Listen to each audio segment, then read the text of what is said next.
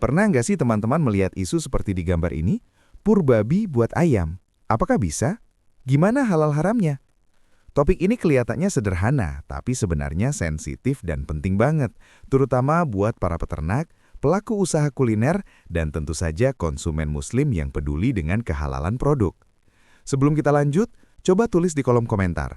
Menurut kamu, pakan ayam yang mengandung unsur babi itu berpengaruh ke status halal ayamnya atau tidak? Yuk kita bahas dengan tenang, ilmiah, dan juga dari sudut pandang syariah. Pertama, kita perlu luruskan istilahnya. Pur itu biasanya merujuk pada pakan konsentrat yang sudah diformulasikan untuk hewan tertentu.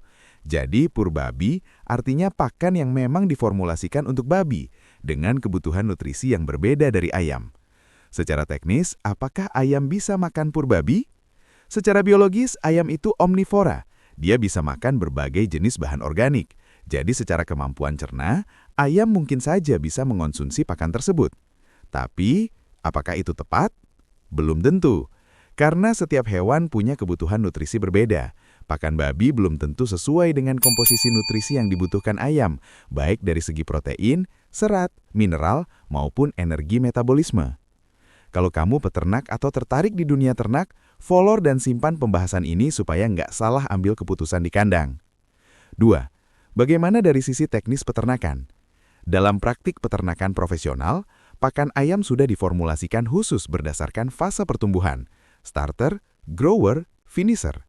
Formulanya dihitung detail supaya pertumbuhan optimal, FCR bagus, tidak merugikan secara ekonomi.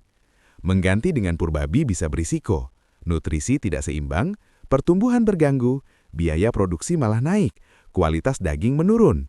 Artinya, dari sisi bisnis saja sudah kurang tepat.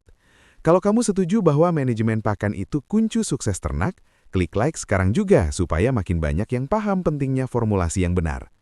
Lalu bagaimana dari sisi halal dan haram? Nah, ini bagian yang paling sering diperdebatkan. Dalam Islam, babi jelas haram untuk dikonsumsi. Tidak hanya dagingnya tetapi juga seluruh bagian dan turunannya. Pertanyaannya, kalau ayam diberi pakan yang mengandung unsur babi, apakah ayamnya jadi haram? Dalam fikih ada konsep yang disebut al-jalalah, yaitu hewan halal yang sebagian besar makanannya berasal dari benda najis atau haram.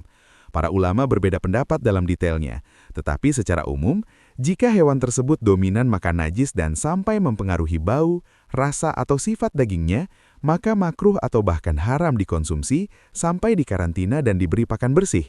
Jika hanya sedikit dan tidak dominan, sebagian ulama membolehkan dengan syarat tertentu. Namun dalam konteks industri halal modern, standar sertifikasi halal biasanya sangat ketat. Pakan yang mengandung unsur babi akan menjadi masalah besar dalam proses sertifikasi. Jadi di sini saya mau tanya lagi, menurut kamu sebagai konsumen muslim, apakah kamu nyaman mengonsumsi ayam yang pernah diberi pakan berbasis babi? Tulis pendapatmu dengan santun di komentar ya. 4. Perspektif industri halal modern. Saat ini, industri halal bukan hanya soal zat akhirnya, tetapi juga rantai prosesnya. Konsepnya disebut halal supply chain. Artinya, bahan baku halal, proses halal, penyimpanan halal, distribusi halal. Kalau dalam proses pemeliharaan ada penggunaan bahan haram secara sengaja dan sistematis, maka itu bisa menggugurkan klaim halal, terutama untuk produk sertifikat halal, ekspor ke negara mayoritas muslim, atau brand yang menjual nilai syariah. Jadi bukan cuma soal boleh atau tidak secara teori, tapi juga soal tanggung jawab moral dan kepercayaan konsumen. Jadi kalau kamu pelaku usaha dan ingin brandmu dipercaya jangka panjang, pastikan seluruh rantai produksimu bersih. Share video atau narasi ini ke teman peternakmu supaya makin banyak yang sadar.